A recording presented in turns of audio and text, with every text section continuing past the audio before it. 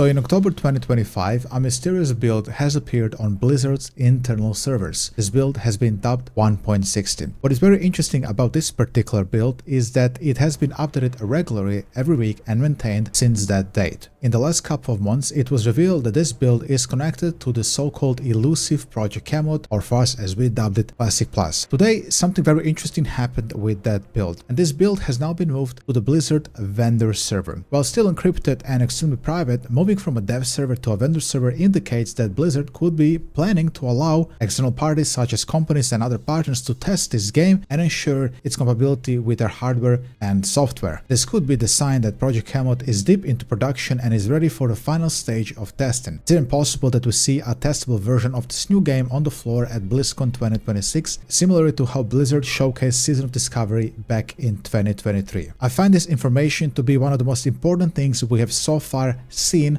about Classic Plus since that timeline leak a couple of weeks ago. The discussion about Classic Plus being revealed on BlizzCon was almost unanimous by everybody. We are sure they're gonna show something about Classic Plus, but a huge majority of us believed that what they're gonna show on BlizzCon is not gonna be the actual game and it's not gonna be in a playable state. Many people believe that they're gonna just show that they're gonna start working on Classic Plus on BlizzCon, or that they have been working on it for the past 6 months and then it's gonna launch somewhere in like 2 years. And guys, I believe that Classic Plus now being uploaded on this vendor server, whether it was a mistake or not, proves that this is not just some idea on a whiteboard in some basement at Blizzard headquarters. 3 years have passed since Season of Discovery has hit the live realms.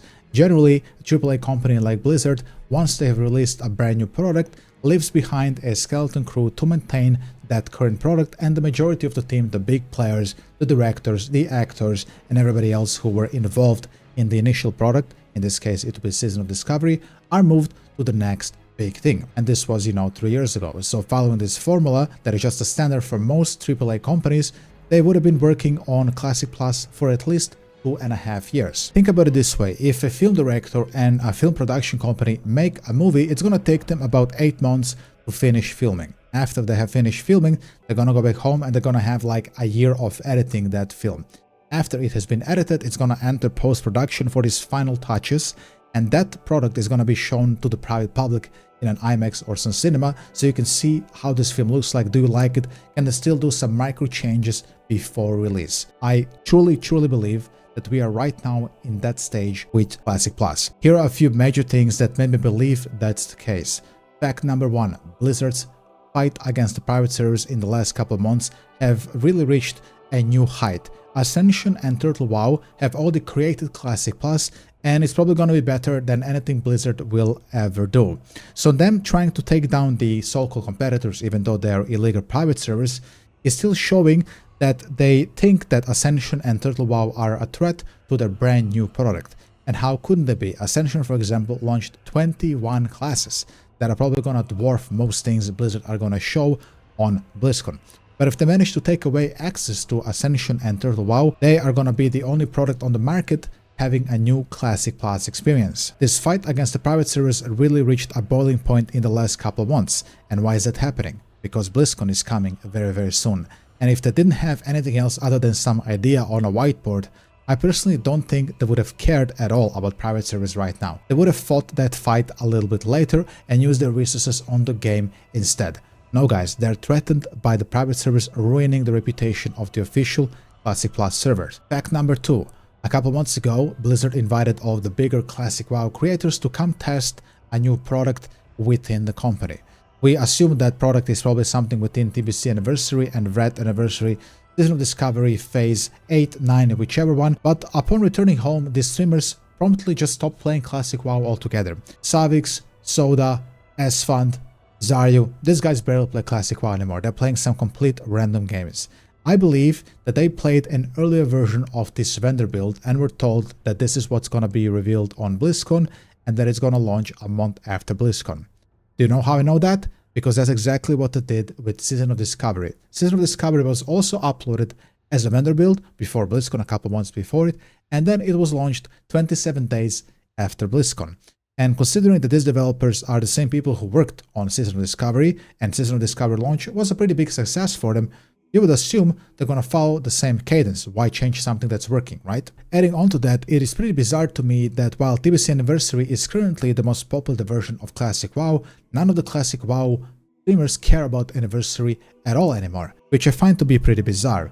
As a fellow content creator, I understand how important it is to stream the biggest version of Classic WoW or any version of WoW that is currently the most populated. In this case, it would be TBC Anniversary, still having around 280,000 raiders, even in the super long, 16-week nearly long Phase 2. So the fact that most of them stopped playing Anniversary altogether signals to me that they were shown this vendor build in some capacity or another. And then after the fact, most of them as businessmen decided that it's probably not worth spending their energy and time and streaming hours on TBC Anniversary when after, Classic Plus drops 27 days after Blizzcon, if that's going to be the case like it was with Season of Discovery, it's going to kill TBC Anniversary completely. So they probably thought that's the safest way forward. And finally, I come to fact number 3, which is also going to be related to TBC Anniversary. TBC Anniversary, I believe, has 0 developers working on it. While initially I believe they had plans for TBC Anniversary, once they sold the boosts and all the other stuff that they sold during the launch of TBC Anniversary, I believe they just jammed a screwdriver on gear number 5 and dropped a boulder on top of the gas pedal, and TBC Anniversary has been on autopilot ever since. They haven't intervened to try to fix TBC Anniversary in any capacity. They haven't helped with the economy, they made the badges completely irrelevant, heroic dungeons are dead, the raids are just, nothing, just raid logging raids, nothing really changed with TBC Anniversary.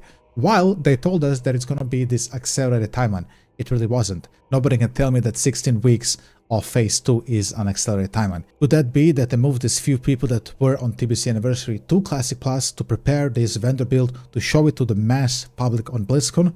Yeah, I believe so. Otherwise, I feel like they would have intervened in TBC Anniversary to try to fix some of the problems, because TBC Anniversary, guys, is bleeding players rapidly. The most things people are doing these days is just raid logging and waiting for Phase 3. And after Phase 3 drops, it's 2 weeks before BlizzCon, people are gonna kill Illidan once and twice, and then for most people, TBC is over, especially when they announce Classic Plus on BlizzCon.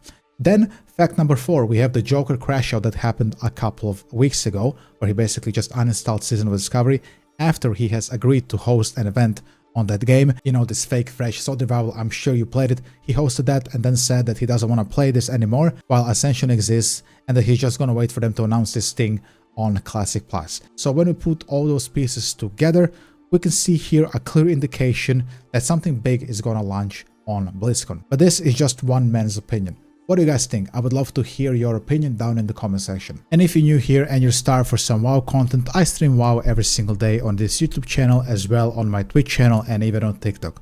I'm gonna leave the link to my socials down in this video description. Thank you so much for support. If you enjoyed the video, please consider dropping a like and a subscription to help out a small creator out in the vastness of the brutal YouTube algorithm. Thank you so much once again. This is Ace, signing out. Peace.